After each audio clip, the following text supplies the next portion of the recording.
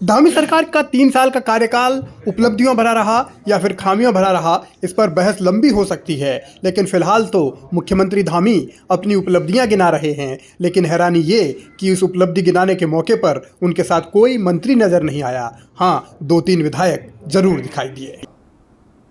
हमने आपके प्रधानमंत्री जी के नेतृत्व में सीखा, जो रूल, जो नियम, जो कानून जो काम के नहीं है, उनको जिस प्रकार से भारत सरकार ने लगातार हटाया है, उसी प्रकार हमने भी यहाँ पर निर्णय लिए।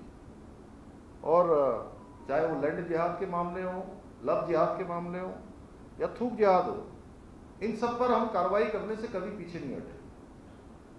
लेकिन हमने इसको कभी किसी वर्ग विशेष से जोड़ने का प्रयास भी नहीं किया। हमने कहा कि भाई लोगों ने हमसे, आप ही लोगों में से कई बार लोग हमसे पूछते थे कि आप किन्हीं विशेष लोगों के लिए ये कर रहे हैं क्या। तब हमारा कहना था कि हमारा राज्य ये बहुत प्रेम पूर्वक आपस में रहने वालों का राज्य है। यहाँ एक सभी लोग बहुत भाईचारे के साथ रहते हैं, प्रेम पूर्वक रहते हैं, आपस में बहुत सबके संबंध हैं। हम तो अतिक्रमण के खिलाफ कार्रवाई कर रहे हैं, अवैध कब्जों के खिलाफ कार्रवाई कर रहे हैं। जो भी चीज इलीगल है उसको हम कानून के दायरे में ला रहे हैं। लैंड जिहाद और लव जिहाद जैसे मसलों पर बीजेपी लगातार आक्रामक रही है और धामी इसे अपनी सरकार की उपलब्धियां बताकर पीठ भी थपथपा रहे हैं। मगर बड़ा सवाल है कि क्या इससे राज्य का विकास हुआ। देश के संविधान निर्माताओं की भावना के अनुरूप उत्तराखंड पूरे देश के अंदर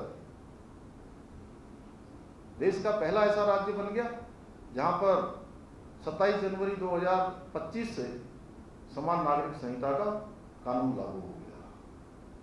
भाइयों बहनों, इसके साथ साथ हमने जबरन धर्मांतरण का कानून यहाँ पर बनाया, जो देवभूमि के मूल स्वरूप को और डेमोग्राफी को जो खतरा पैदा हो रहा था, निश्चित रूप से उसको सुरक्षित करने का काम करेगा।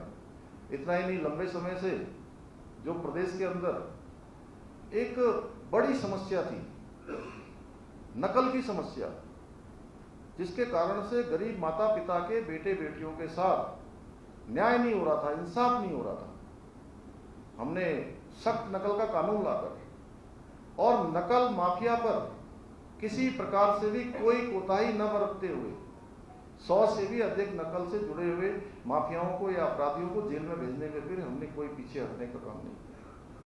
मुख्यमंत्री धामी ने अलग अलग उपलब्धियां गिनाई, राज्य में आ रहे खतरे को टालने का दावा किया, लेकिन कांग्रेस इससे सहमत नहीं है और मौजूदा दौर में जिस तरीके की सियासत उत्तराखंड में चल रही है उसे भी गंभीर खतरा माना जा रहा है। और सवाल यही है कि सरकार क्या सिर्फ अपने आप पर पर्दा डाल रही है। सरकार का 3 सालों का कार्यकाल घोर निराशाजनक है। समाज का प्रत्येक वर्ग सरकार के कृत्यों से आजीज आ चुका है, चाहे नौजवान हो, चाहे किसान हो, चाहे मजदूर हो, चाहे महिलाएं हो, हर वर्ग को जो है इस सरकार ने छलने का काम किया है।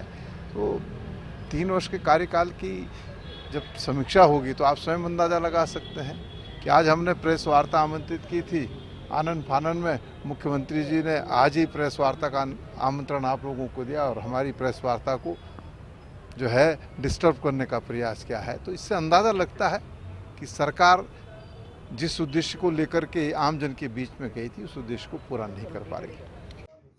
कांग्रेस ने सरकार की खामियां उजागर की है तो धामी ने अपनी ही तारीफों के पुल बांधे हैं, अपनी ही सरकार की खूब सराहना की है, दिल खोलकर सराहना की है। लेकिन बड़ा सवाल ये कि धामी के साथ कोई मंत्री नजर क्यों नहीं आया, क्योंकि सरकार सामूहिक होती है, किसी एक व्यक्ति विशेष की नहीं होती। इसीलिए इस सरकार में आखिर ऐसा क्या है कि सब कुछ अकेले धामी ही कर रहे हैं और धामी के मंत्रियों पर या तो तवज्जो नहीं दी जा रही या धामी किसी मंत्री को इस काबिल नहीं समझते। तो सरकार के भीतर बहुत सारी चीज़ें हैं जिनको लेकर बार बार सवाल जरूर उठते हैं। मौजूदा राजनीति में आने वाले दिनों में और बहुत सारे पहलू उजागर होंगे, लेकिन ये मुद्दा सरकार और विपक्ष के बीच अब एक नए तरीके की जंग का सबब बन चुका है।